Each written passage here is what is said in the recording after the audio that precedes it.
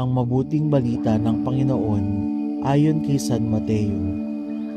Noong panahong iyon, sinabi ni Jesus sa kanyang mga alagad, "Darating ang Anak ng Tao bilang hari, kasama ang lahat ng anghel at luluklok sa kanyang maringal na trono. Sa panahong iyon, matitipon sa harapan niya ang lahat ng tao. Sila'y pagbubukid-bukirin niya tulad ng ginagawa ng pastol sa mga tupa at sa mga kambing. Ilalagay niya sa kanyang kanan ang mga tupa at sa kaliwa ang mga kambing. At sasabihin ng hari sa mga nasa kanan, 'Hali kayo, mga pinagpala ng aking Ama. Pumasok na kayo at manirahan sa kahariang inihanda para sa inyo mula pa ng likhain ng sanlibutan. Sapagkat ako'y nagutom at inyong pinakain, nauhaw at inyong pinainom. Ako'y isang dayuhan at inyong pinatuloy. Ako'y walang maisuot at inyong pinaramtan. Nagkasakit at inyong dinalaw. Ako'y nabilanggo at inyong pinuntahan." Sasagot ang mga matuwid, "Panginoon, kailan po namin kayo nakitang nagutom at aming pinakain, o nauhaw at aming pinainom? Kailan po kayo naging dayuhan at aming pinatuloy, o kaya'y walang maisuot at aming pinaramtan? At kailan po namin kayo nakitang may sakit o nasa bilangguan at aming dinalaw?"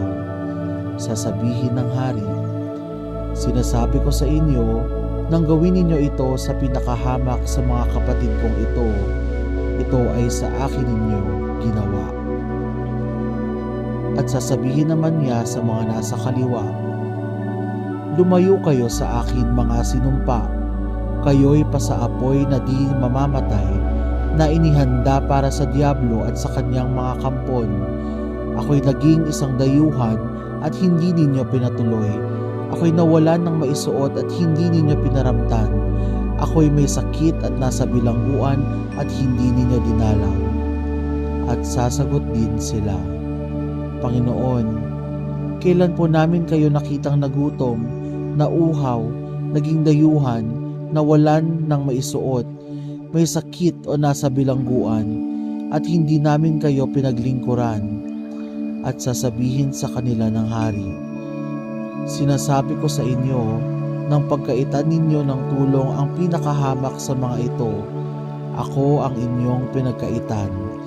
Itataboy ang mga ito sa kaparusahang walang hanggan, ngunit ang mga matuwid ay tatanggap ng buhay na walang hanggan." Ang mabuting balita ng Panginoon. Pinupuri ka namin, Panginoong Hesukristo.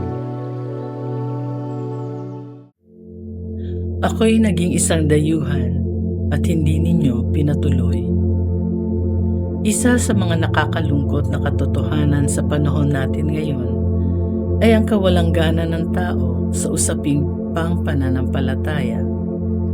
Bunga nito ay kawalan na rin ng pagmamalasakit sa kapwa na isa sa mga pangunahing turo ng Panginoon.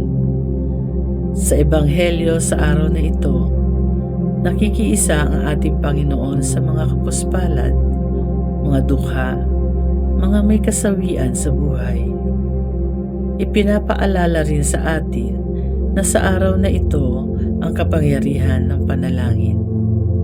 Madalas kasi sa kasalukuyang mundo, abalang-abala ang karamihan sa mga bagay na nakapagbibigay ng pansamantalang kasiyahan sa sarili, ngunit nakakalimutan na hindi mangyayari iyon kung walang Diyos na nagkakaloob.